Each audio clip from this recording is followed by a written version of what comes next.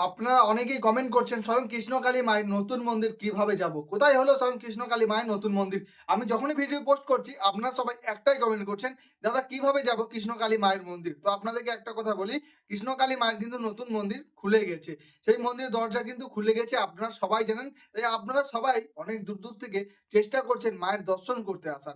কারণ মায়ের মন্দির ৩ মাস ধরে বন্ধ ছিল। আপনারা অনেকেই চিন্তায় ছিলেন মায়ের মন্দির কোথায় খুলবে? আবার অনেকে বলেছিল কৃষ্ণকালী মায়ের মন্দির চিরতরে বন্ধ হয়ে গেল। মায়ের মন্দিরটা কোনদিন খুলবে না। তো অবশেষে আপনারা যখন আপডেট পেলেন যে স্বয়ং কৃষ্ণকালী মায়ের মন্দির খুলে গেছে, তো আপনারা সবাই তাড়াতাড়ি করছেন মায়ের একটু দর্শন করার জন্য। মায়ের মন্দির ঠিকানা হচ্ছে গুসকরা, ওরগ্রাম, কাঁঠালডাঙ্গা। এই কথাটা কিন্তু আমি প্রত্যেকটা ভিডিওতে বলছি কিন্তু আপনারা প্রচুর পরিমাণে কমেন্ট করছেন, "দাদা গুসকরা, ওরগ্রাম, কাঁঠালডাঙ্গা কিভাবে যাবো?" তো আপনাদেরকে বলি মায়ের মন্দির খুলেছে কিন্তু এখনো মায়ের মন্দিরে প্রতিষ্ঠান হয়নি। প্রতিষ্ঠান হবে বৈশাখ মাসের ১ তারিখ, ২ তারিখ, ৩ তারিখ মায়ের বাৎসরিক পুজো। তারপর যেভাবে মন্দির আগে চলতো সেভাবেই কিন্তু মন্দির চলবে। এখন আপনারা যদি মন্দিরে আসেন মন্দির দর্শন করতে পারবেন, মাকে দর্শন করতে পারবেন। এখন কিন্তু মায়ের মন্দিরে কাজ হচ্ছে। মঙ্গলা মা কিন্তু এখন মন্দিরে প্রত্যেকদিন থাকে না। প্রত্যেক শনিবার আর মঙ্গলবার মা কিন্তু মন্দিরে আসে। তো আপনারা যদি শনিবার আর মঙ্গলবার মন্দিরে আসেন তাহলে আপনারা কৃষ্ণকালী মায়ের দর্শন পাবেন, তার সাথে মঙ্গলা মায়ের দর্শন পাবেন। আর যদি বাকি দিনগুলো আসেন মায়ের মন্দির খোলা থাকে, আপনারা স্বয়ং কৃষ্ণকালী মায়ের দর্শন করতে পারবেন। যারা ভাবছেন যে আমি কৃষ্ণকালী মাকে মানসিক করেছিলাম, আমি ১০ বস্তা সিমেন্ট দেবো বা কেউ ভাবছেন ইট দেবো বা অনেক কিছু অনেকেই ভেবে রেখেছেন। তাদেরকে একটা কথাই বলব, কেউ যদি অনলাইনে আপনাদেরকে বলছে আমি মঙ্গলা মায়ের সাথে কথা বলিয়ে দেবো, আমাকে টাকাটা পাঠিয়ে দাও। একদম দেবে না। আগে আপনি মঙ্গলা মায়ের সাথে কথা বলবেন তারপরেই টাকা পাঠাবেন। আর যদি আপনি ভাবছেন মন্দিরে এসে দেবো তাহলে শনিবার, মঙ্গলবার আসুন, মায়ের দর্শন করুন, তারপর মায়ের সঙ্গে কথা বলুন, তারপর মাকে যা দেবার সেটা দিন। আপনারা কারো হাত ধরে কিন্তু একদমই পাঠাবেন না। তাহলে সেই টাকাটা মায়ের কাছে পৌঁছাবে না। কারণ এই নিয়ে অনেক ফেক অ্যাকাউন্ট বেরিয়েছে। তারা কিন্তু মায়ের নাম করে ব্যবসা শুরু করেছে। তো ১ম এ জানাই জয় কৃষ্ণ কালী মায়ের জয়। মায়ের চরণে শতকোটি প্রণাম জানিয়ে ভিডিওটা শুরু করছি। আপনারা সবাই কেমন আছেন? আশা করছি নিশ্চয়ই ভালো আছেন। ভালো তো থাকতেই হবে।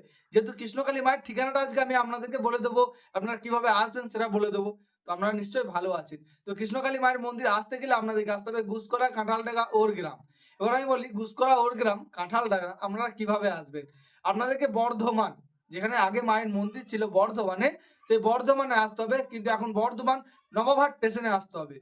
বর্ধমানে ২ টো না ৩ টে স্টেশন আছে, বাস স্ট্যান্ড আছে, সরি ২ টো ৩ টে বাস স্ট্যান্ড আছে। তার মধ্যে আপনাদেরকে আসতে হবে নবাবহাট বাস স্ট্যান্ডে।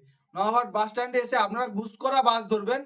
গুসকরা বাস ধরে এসে আপনারা গুসকরাতে নামবেন। সেখান থেকে নেমে আপনারা যেকোনো টোটোওয়ালাকে বলবেন, "ওর গ্রাম কাঁঠালডাঙ্গা স্বয়ং কৃষ্ণকালী মায়ের মন্দিরে যাবো।" আপনাদেরকে নিয়ে চলে যাবে। হয়তো ২০ থেকে ৩০ টাকা ভাড়া। আপনারা সেটা ভাড়াটা কথা বলে তারপরেই চাপবেন। অনেকেই হয়তো আপনাদেরকে নিয়ে যাওয়ার পর ৳৫০ ৳৬০ চাইতে পারে। আপনারা আগে কিন্তু কথাটা বলে নেবেন। ২০ বা ৳৩০ মতো ভাড়া নেবে গুসকরা, ওর গ্রাম, কাঁঠালডাঙ্গা। তো আপনাদেরকে বোঝাতে পারলাম। আর আপনারা যারা ট্রেন থেকে আসছেন তারা আপনারা বর্ধমান স্টেশনে নামবেন। বর্ধমান স্টেশন থেকে অটো ধরবেন বা বাস ধরবেন। বলবেন যে নবাবহাট বাস স্ট্যান্ড যাবো। ভালো করে বুঝে নেবেন। আপনারা যেখান থেকেই আসুন না কেন বর্ধমান স্টেশনে আসবেন। বর্ধমান স্টেশন থেকে বলবেন নবাবহাট বাস স্ট্যান্ড যাবো। নবাবহাট বাস স্ট্যান্ডে যাবেন।